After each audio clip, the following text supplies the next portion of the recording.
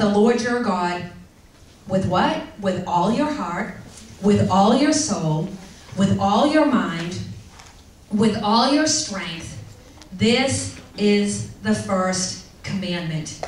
He wants us to say, he wants us to cry out, my heart is completely yours. I am completely willing to submerge myself into you.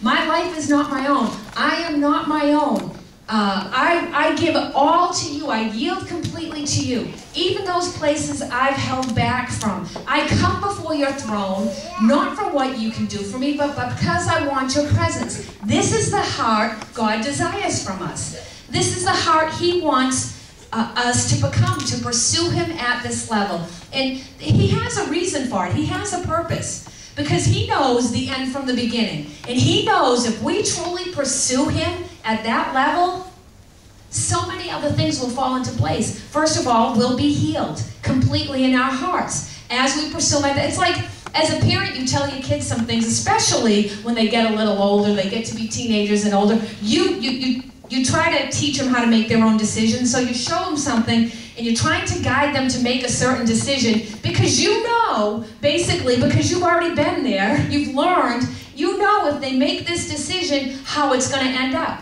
You know that, so you try and guide them to making the right choice. And God's trying to guide us, call us into his presence because he knows he's the healer. He already knows that. So he knows if we come in his presence, we're going to experience healing. That we need. He knows we need more than we realize we need. That's for certain.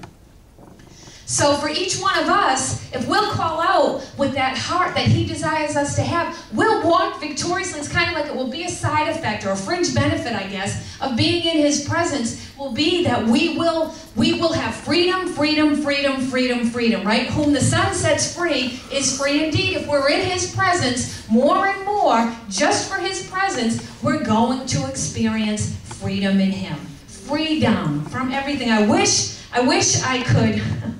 I don't know how I could I can't think of a word to describe the freedom you experience when you let go. You just completely let go. You invite God in. You say, I need help. Like you did that day, crying out, I need help. I can't do this on my own. Have your way in me. You let go completely. You've become that desperate. Just, you have your way, Lord. I'm finally going to yield all this control to you. Show me my heart. Show me my heart because I don't eat, right? Doesn't the word say the heart is wickedly deceitful above all else? Who can know it? Doesn't even know itself. Who can know it? God can. The Lord knows our heart. He'll show it. We've got to ask him, though. Show me my heart. Yep. Show me the things I don't even know are there. There's areas, really, to be honest, you don't even realize they're there, and they're there. Hurts that are there that you don't even realize are there. And there are some things that we do realize are there, and there's this thing, and here we are, we stand here, all of us, at one point in time, with all these issues. Okay, and really the issues are like this big mountain in front of us.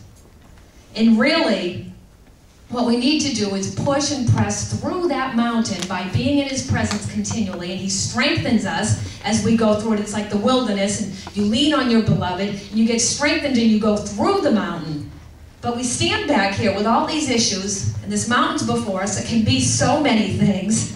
You know, it can be anger, it can be unforgiveness, bitterness, it can be guilt, it can be shame, it can be condemnation, it can be rejection, it can be addictions, it can be sexual sin, it can be anything. Just pick out whatever it is that you struggle with. And these mountains are here, and that's all the stuff. And what we do is we get a quick fix and we go around the mountain because we really are scared to step into it and deal with it. So we go around it, and it's a temporary fix, and we come back here, and really we haven't gotten rid of anything.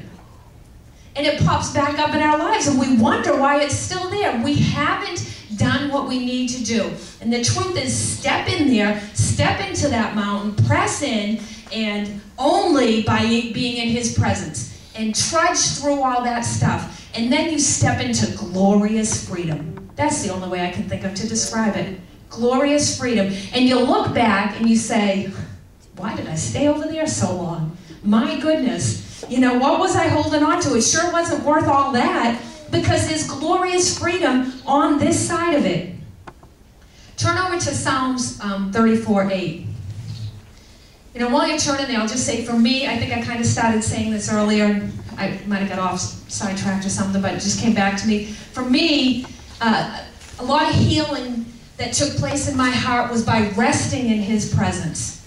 And that can be many different things. That can be being in the chamber room, you know, just that, for me, it would be putting on that worship, that intimate worship music, and crying my heart out to God alone, just crying out to Him. It can be getting in the Word, that's being in His presence. It can be praying to Him. It can be being in this we felt His presence. We were in His presence tonight, a corporate worship atmosphere. It can be somebody coming and laying their hands on you. And let me be real, this is a very important point.